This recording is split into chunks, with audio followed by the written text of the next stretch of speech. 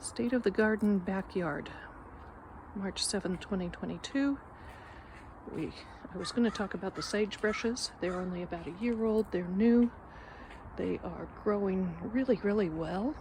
I wanted something now that the fence is replaced. The sagebrushes are in here, and man, they're doing well. These are not the tallest form, neither are they the low ground cover form. They are sort of little bushy ground cover. They're doing nicely. I like my sagebrush. We also have the reemergence of the California fuchsia, which got cut down at the end of the growing season, and they are starting to pop all back up in their nice little green bushiness. Green sage, green California fuchsia everywhere. And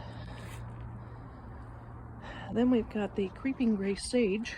This one is actually the only one that's flowering at the moment of all the creeping gray sages, but it's flowering quite nicely. I think it flowers because it gets like a streak of sunlight from the path.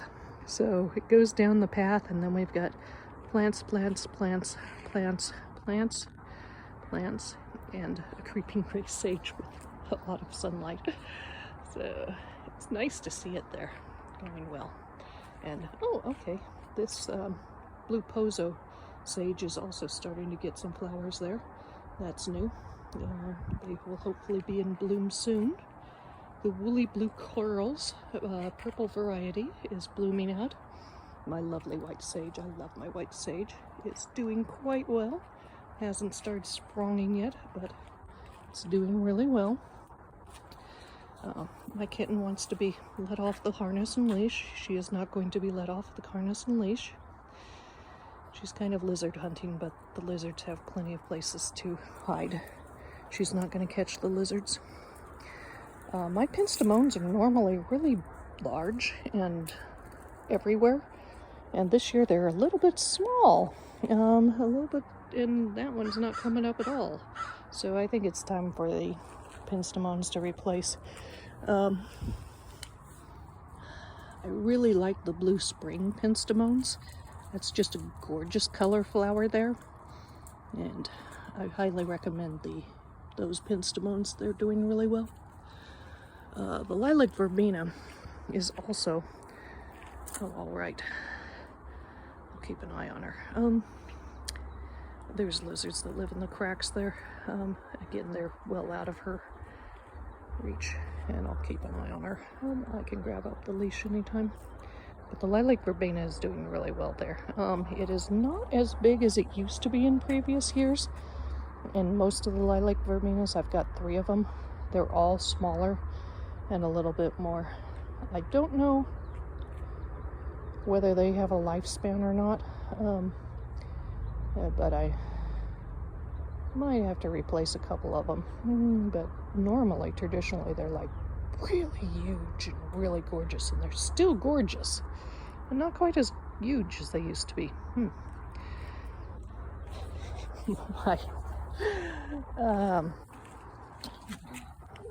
My firecracker pentstemon here is actually one of the newer plants in the yard, and last year it went ahead and I had a tomato cage on it, and it worked really, really well.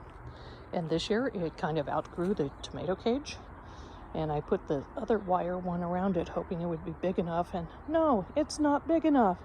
So the firecracker pentstemon there is trailing out like firecracker pentstemons do normally. I actually really enjoyed having it upright and contained in the tomato cage last year. So I'm going to have to see if I can do something about caging it up again instead of trailing on the ground, because that was a good look for it in the cage.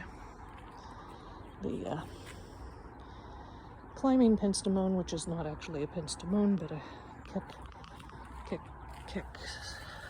something like that. Camellia. You know, the only time I ever pronounce these things is when I'm talking to you guys on the YouTube. makes for some odd pronunciations sometimes. Hello, Domino. Domino's in the cat run. He is not on a harness and leash, so he is in the cat run. But he's enjoying the sun still. Behind them is the sedge meadowgrass.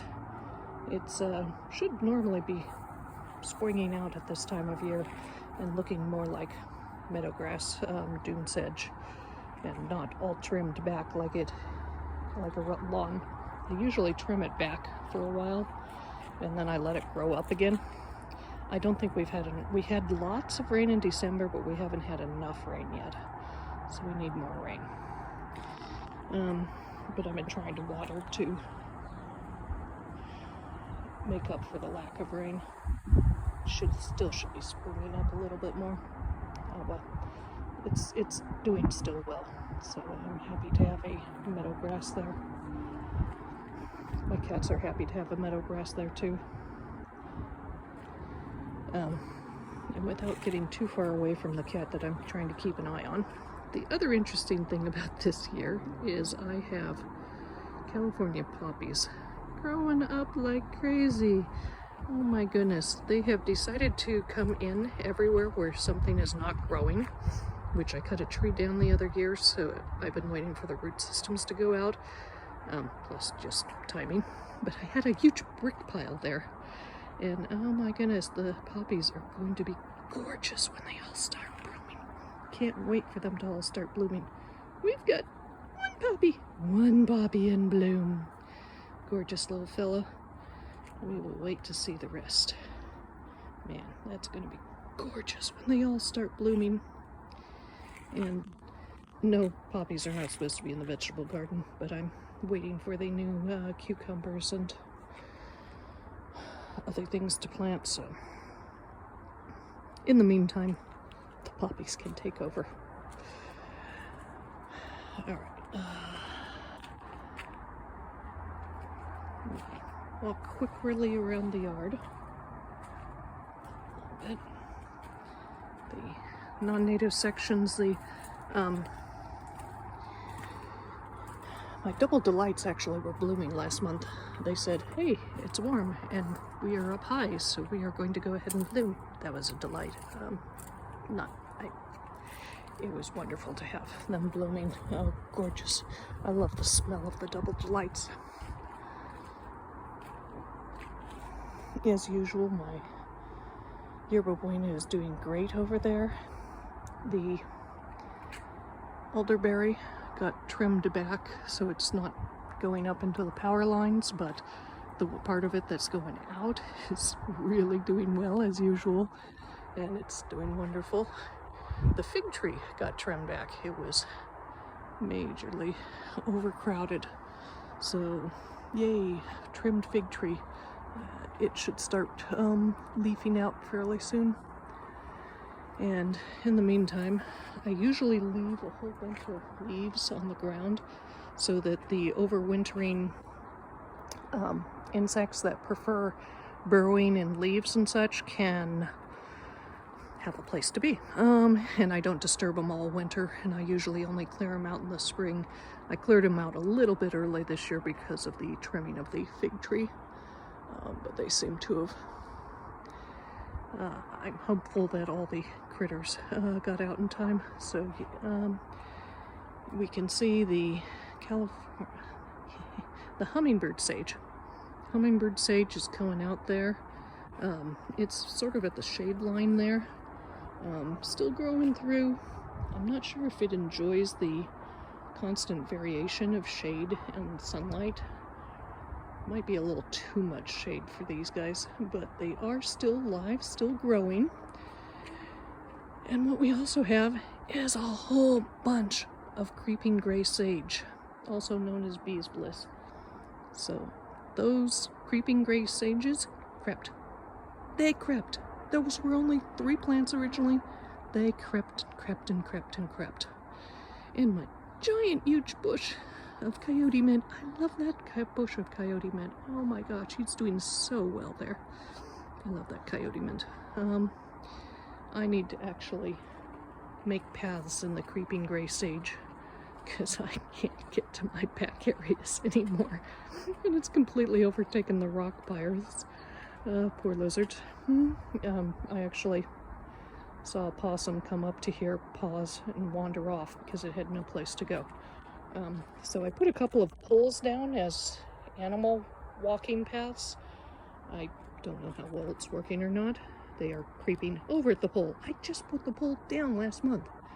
Honestly, they're starting to bloom out, so yay. You're also overtaking the ceanothus. Definitely time to trim back the creeping gray sage, which is crept and crept and crept. Bees bliss. Bees bliss everywhere. Well, the bees are going to be happy. These are actually limbs left over from the trimming of the elderberry that were going up into the wires. And they are currently sitting around waiting until somebody at the wildlife rescue has a big enough van to come and pick them up, because they use the branches, not just mine but other people's as well, as raptor perches, and inside their cages for the animals. They replace them periodically. So be good. And that's State of the Garden Backyard.